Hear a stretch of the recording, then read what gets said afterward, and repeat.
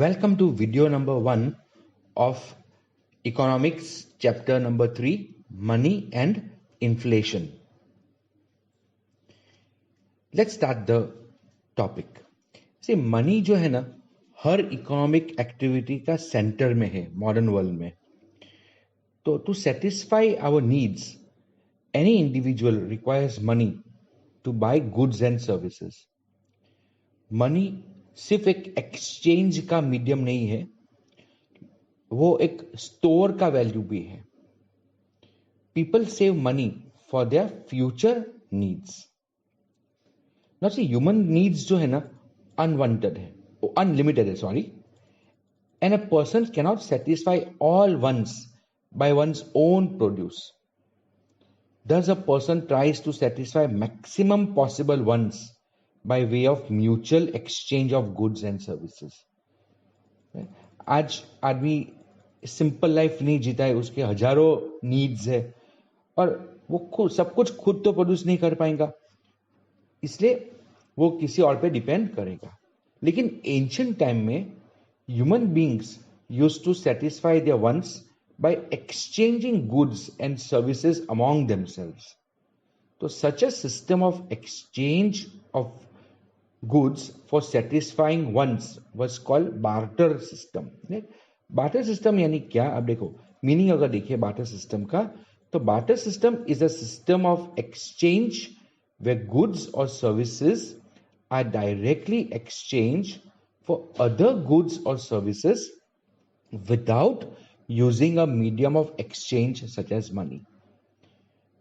Meaning, मेरे पास rice है, मेरे फ्रेंड के पास लेट्स से व्हीट है, मैंने मेरे फ्रेंड को व्हीट दिया और बदले में मैंने उससे मैंने उसको राइस दिया, बदले में उससे व्हीट लिया. मैं टीचर हूं, मेरा एक दूसरा फार्मर फ्रेंड है, तो मैं फार्मर फ्रेंड से अनाज लूंगा, बदले में उसके बच्चों को मैं सिखाऊंगा. तो ये बार्टर था, सामान लो सामान दो, या सामान दो सर्विस दो. लेकिन ये बार्टर सिस्टम के कुछ खामियां हैं, लिमिटेशंस है.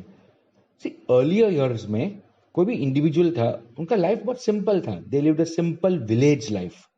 उनके नीड्स बहुत कम थे, वो ज्यादातर एग्रीकल्चर एक्टिविटीज करते थे. तो यहाँ पे exchange of goods was easy. So exchange of goods and services was sufficient for their sustenance. Like a farmer growing wheat could exchange wheat to get rice or clothes or shoes. Yeah, they could exchange their wheat food for teachers, artists, priests, उनका service के लिए. So goods could be exchanged for services. लेकिन जब population increase हुआ, socio economic development हमारा ज्यादा हुआ, तो इससे क्या हुआ, डिमांड हमारी बढ़ गई एंड डिमांड ज्यादा स्पेसिफिक भी हो गए.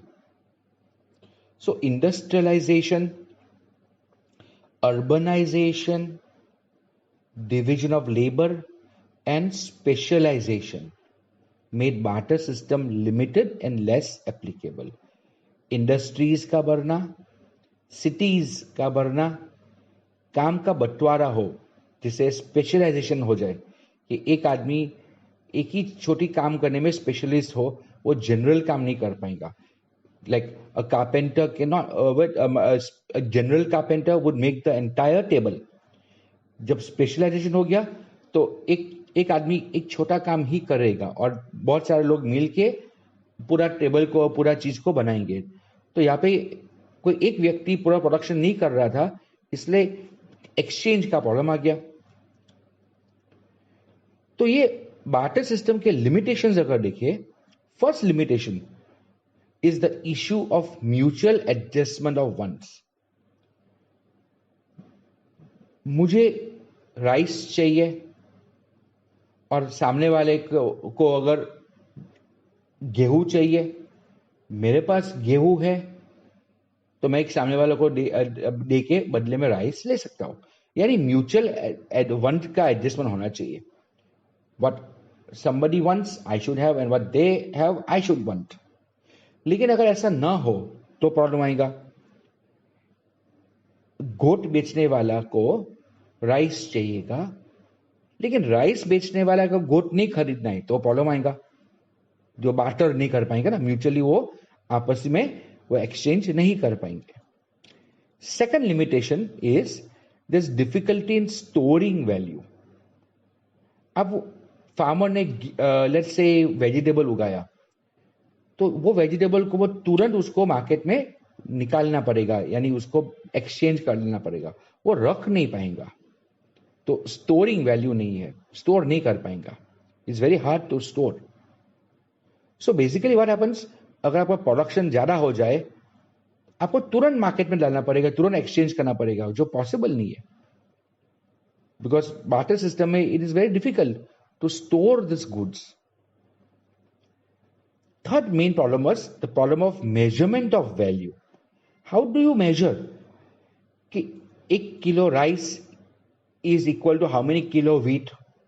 तो ये तो थोड़ा बहुत इजी है, पर how would I measure कि कितना मीटर कपड़ा और कितना किलो राइस इक्वल होगा, या how would you measure एक टीचर का सर्विस को राइस के साथ कितना आप मेजर करेंगे, या एक बकरी और ऊंट के बीच का कंपैरिजन कैसे करेंगे, right? So it is very, there is a big problem of measurement of value. एक और प्रॉब्लम भी है कि मेरे पास बकरी है, मेरे फ्रेंड के पास ऊंट है, अब मैं एक बकरी के मुकाबले एक ऊंट तो एक्सचेंज नहीं कर पाएगा, तो यहाँ पे बिग कैमल जिसका भाव ज्यादा है, जिसका एक्सचेंज वैल्यू ज्यादा है, वो छोटे पार्ट में नहीं कर पाएगा. So this 3-4 problems barter system में थे. So that is why it became necessary to find a universally acceptable measuring rod. This led to the origin of money, which became a standard measure of value and a common denomination of trade. So money क्या बना, एक measuring rod बन गया, कि common currency बन गया, कि हर चीज का एक वैल्यू फिक्स हो गया. तो 1 किलो राइस का वैल्यू फिक्स हुआ, 1 किलो व्हीट का राइस फिक्स हुआ, 1 किलो बकरी का मीट या 1 बकरी का वैल्यू फिक्स हुआ, 1 मीटर कपड़े का वैल्यू फिक्स हुआ, हर चीज का वैल्यू फिक्स हुआ एक करेंसी के फॉर्म में, ताकि मेजर करना इजी हो गया. And that is how money का ओरिजिन ये हुआ, and money became a standard measure of value and a common denomination of trade. तो अगले वीडियो में अभी हम how did the concept of money evolve and develop, वो हम देखेंगे. Bye, see you till then, right.